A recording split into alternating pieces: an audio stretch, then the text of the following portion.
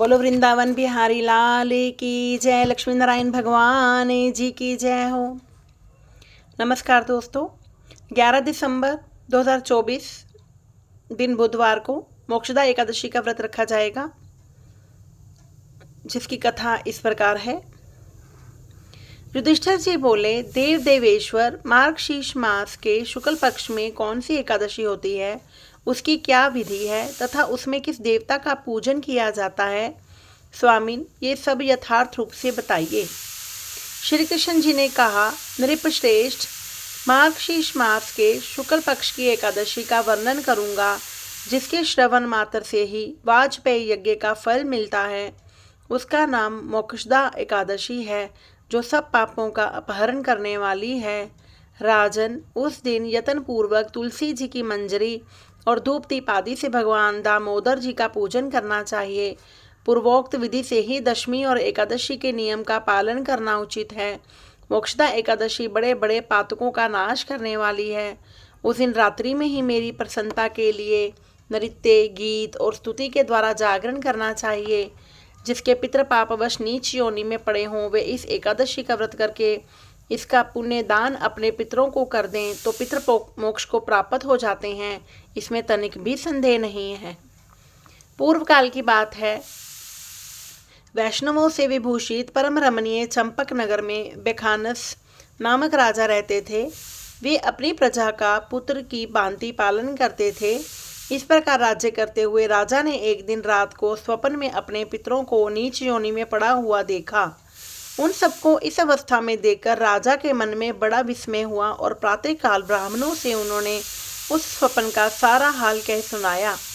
राजा बोले, ब्राह्मणों, मैंने अपने पितरों को नरक में गिरा हुआ देखा है। वे बार बार रोते हुए मुझसे यूं कह रहे थे कि तुम हमारे तनुज हो, इसलिए इस नरक समुद्र से हम लोगों का उद्धार करो। द्विजवरों, इस रूप में मुझे पितरों के दर्शन हुए हैं, इसमें मुझे चैन नहीं मिलता। क्या करूं, कहाँ जाऊं, मेरा हृदय रूंधा जा रहा है। द्विजोत्तमों, ये वह व्रत, तप और वह योग जिससे मेरे पूर्वज तत्काल नरक से छुटकारा पा जाएं, बताने की कृपा करें। मुझ बलवान तथा साहसी पुत्र के जीते जी मेरे माता पिता घोर नरक में पड़े हुए हैं, अतः ऐसे पुत्र से मेरा क्या लाभ है। ब्राह्मण बोले, राजन, यहाँ से निकट ही पर्वत मुनि का महान आश्रम है। वे भूत और भविष्य के भी ज्ञाता हैं। नृपश्रेष्ठ, आप उन्हीं के पास चले जाइए। ब्राह्मणों की बात सुनकर महाराज बेखानस शीघ्र ही पर्वत मुनि के आश्रम पर गए और वहां मुनि श्रेष्ठ को देखकर उन्होंने दंडवत प्रणाम करके मुनि के चरणों का स्पर्श किया। मुनि ने भी राजा से राज्य के सातों अंगों की कुशलता पूछी।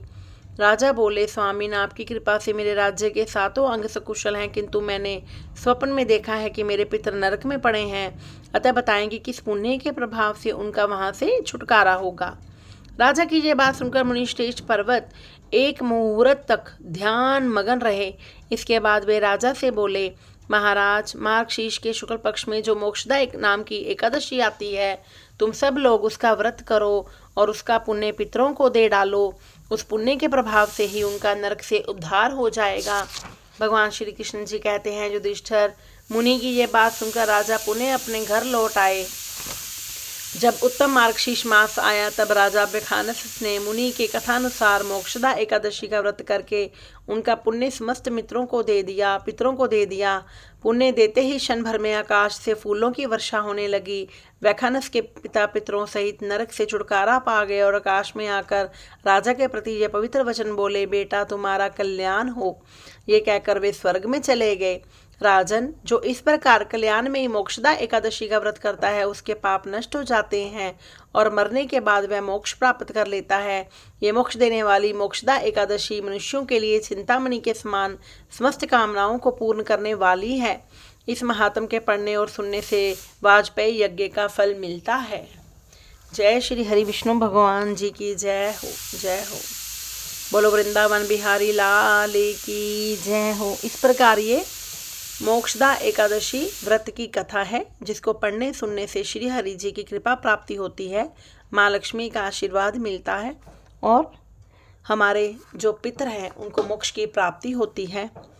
हमें भी बहुत पुण्य लगते हैं। जय श्री हरि। बोलो विष्णु भगवान की जय हो।